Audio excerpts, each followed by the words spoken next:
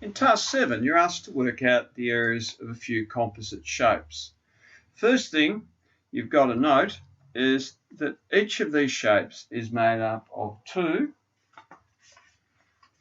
different shapes. So make the delineation and then figure out how you can tackle it. Question 1, there seems to be a much smaller shape sitting on top of another one. Now that we're missing some of the dimensions, so what I'm going to have to do here, I'm going to nut out what that length of this side, the missing side here is. Now 6 and something gives me 9, so it'll be 3 meters. Now you'll see here that will then give me a little square on top of 2 by 3. Just re-sketch it, labelling. And I've got a larger shape, I'll just break it down, which is 6 meters in height. I've not been given the width though.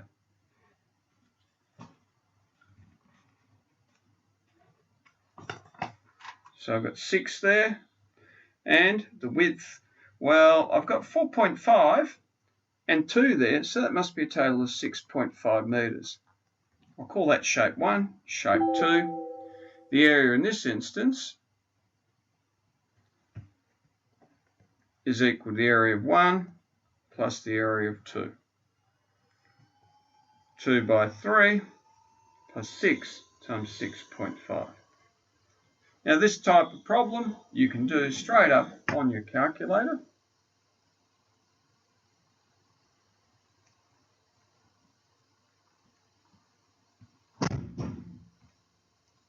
"45 square meters."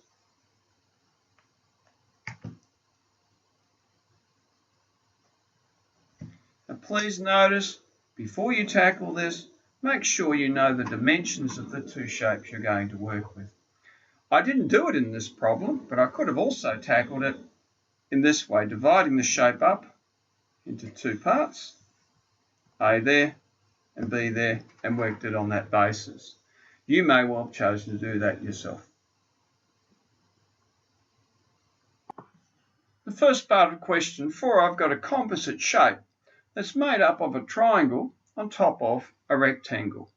First thing I did was to draw a line breaking the two shapes up, and I've dealt with the two dimensions that I need. It's not 12 centimeters tall, it's 8 centimeters tall or height, and the base 9 centimeters. That therefore means the triangle there, 9 centimeters base and 4 centimeters tall. So the area is a half by 4 by 9. That's that top triangle, plus what looks like the base rectangle, 8 by 9. You can do it all in one go on your calculator. I'm using 1 divided by 2, and then adding the 8 by 9. Total, 90 square centimeters. Key to success is to make sure you divide your shape up into two recognizable shapes. You cannot do this in one go. Show the dimensions and then work it through in two parts. Your calculator will do all the hard work for you. The second part of question 4, I've broken the shape up into two distinct parts. I have half a circle and then a whole rectangle. So that's 9 meters, 9 meters there. Very easy for the rectangle. Whenever we're dealing with a circle, we want the radius. And the radius is a half of 9, which is 4.5 meters. Setting this out then, the area is equal to a half of the circle plus the area of the rectangle. So that's equal to a half by pi times r squared plus the length times the breadth.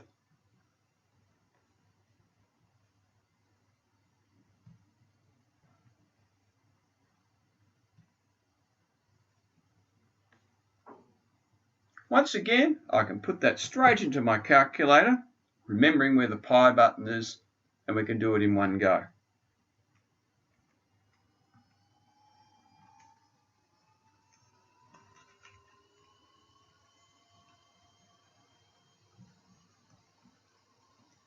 Gives me a total of 112.8 square metres.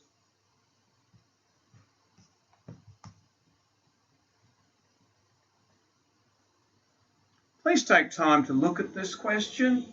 If you didn't follow it, it is towards the A end of the spectrum, but if you break it down and label everything, you can at least get some part marks for your effort.